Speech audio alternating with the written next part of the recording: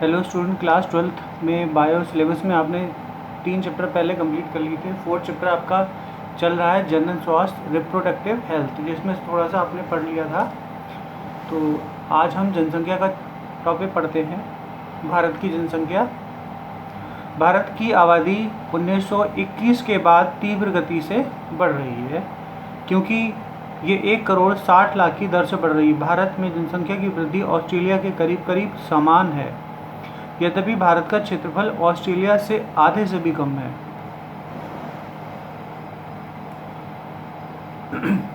जब हमारा देश स्वतंत्र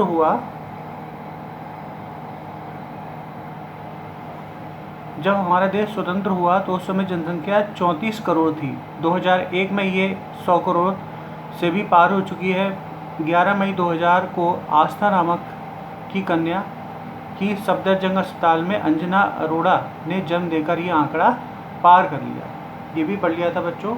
अब हम पढ़ते हैं थोड़ा सा कि जन नियंत्रण, जनसंख्या में जन नियंत्रण।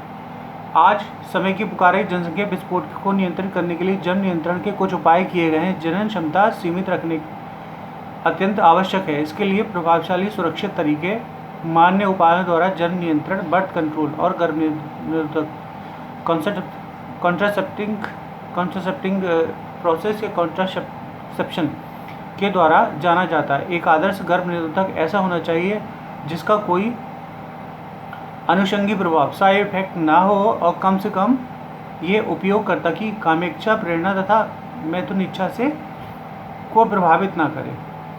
तो इस तरह से बहुत सारी चीज़ें हैं, आप पढ़ लीजिएगा ये चैप्टर में सीबीएसई की, जो इसमें गर्भ निरोधक के उपाय भी बताए हुए हैं, किस तरह से गर्भ नियंत्रण करना या गर्भ पर प्रतिबंध करना।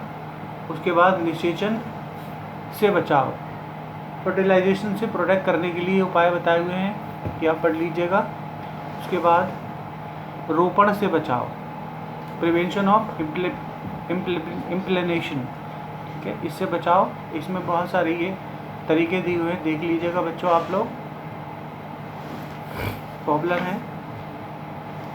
उसके बाद एक आता है बंध्यकरण या नसबंदी, स्टेरिलाइजेशन। तो ये 2 तरह की होती है, वेसेक्टोमी या फीमेल की होती है, दूसरी होती है ट्यूबेक्टोमी जो लेडीज़ में होती है। ये मेल में होती है वेसेक्टोमी, दूसरी ट्यूबेक्टोमी वो फीमेल में होती है।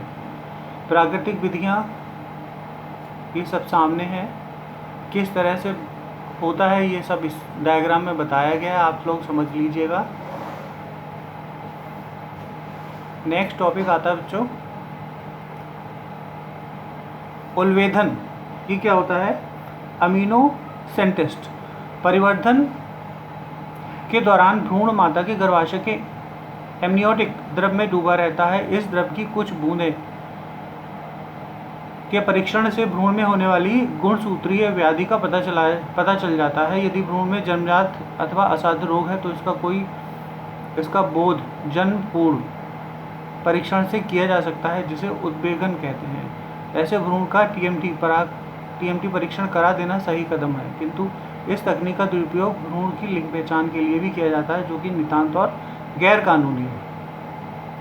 इसका मतलब ये है कि इस प्रोसेस का प्रयोग तब करना चाहिए जब बच्चे के शरीर में भ्रूण के अंदर कोई कमी है, कोई व्याधि है, तब तो उसका पता लगाकर टीएमटी और उसका निस्तारण कर दिया जाना चाहिए। किंतु लिंग निर्धारण के लिए, लिंग का पता करने के लिए ये कानूनी अपराध है। उसके बाद है यौन संचारित रोगों की रोकथाम, जो prevention of sexuality transmitted disease. ऐसे लोग जो लैंगिक संपर्क या मैथुन के द्वारा एक व्यक्ति से दूसरे में स्थानांतरित होते हैं या सामूहिक रूप से यौन संचारित रोग एसटीडी कहलाता है, सेक्सुअली ट्रांसमिटेड डिजीज, या यौन संचारित संक्रमण सेक्सुअली ट्रांसमिटेड इन्फेक्शन एसटीआई कहलाते हैं। ठीक है, तो ये पढ़ लीजिएगा, इस तरह से कैसे फैलता है वो बताया गया है। और